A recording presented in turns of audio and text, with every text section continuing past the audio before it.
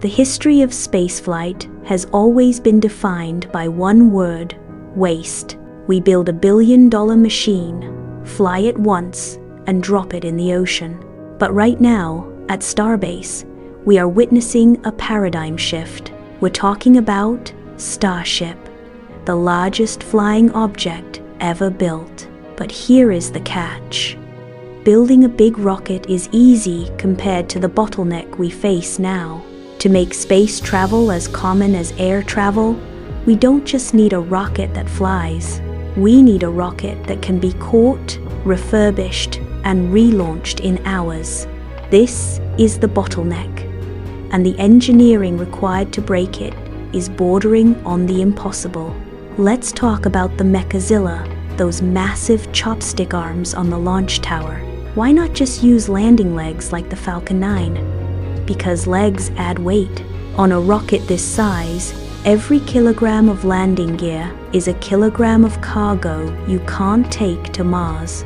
The engineering challenge here is a nightmare of physics.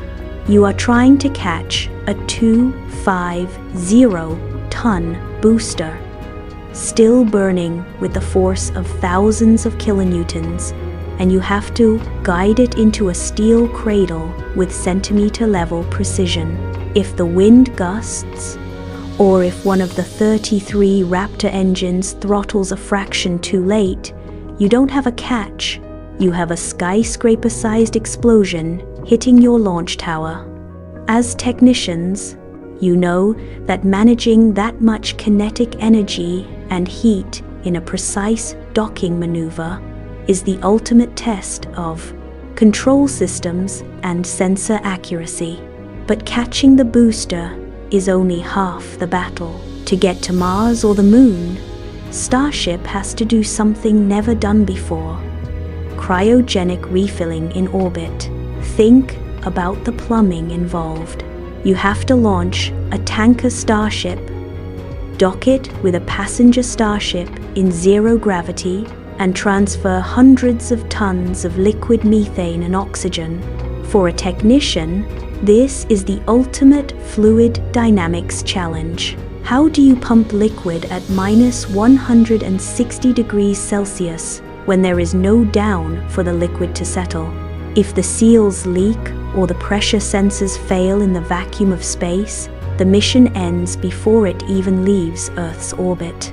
Breaking this refueling bottleneck is what turns Starship from a local ferry into an interplanetary ship. Then there is the belly of the beast, the thermal protection system. Starship is covered in roughly 18,000 hexagonal ceramic tiles. For an instrumentation technician, this is a specialized horror story. Unlike the space shuttle, which took months of manual labor to inspect, Starship needs to be ready almost instantly. But these tiles are brittle. They vibrate during launch. They expand and contract in the vacuum of space, and then they hit the brick wall of the atmosphere at Mach 25. If even a few tiles fail or fall off, the plasma burns through the stainless steel hull like a blowtorch. Designing a mounting system that allows these tiles to wiggle without falling off while surviving 400 degrees Celsius is perhaps the greatest material science bottleneck of our time. In the world of instrumentation, we talk about downtime. Currently, rockets have months of downtime. To make the 99% cost reduction real, Starship needs a pit stop mentality. We need autonomous sensors that can scan 18,000 tiles in minutes and robotic systems that can swap a Raptor engine as fast as a Formula One team changes a tire.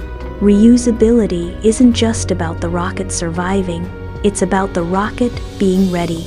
Until we automate the maintenance, the human labor cost remains the final bottleneck. The 99% revolution. So why do we care? Because if we solve the catch, the refueling, and the tiles, the math of human history changes forever. Currently, It costs about $2,500 to send 1 kilogram of stuff to space.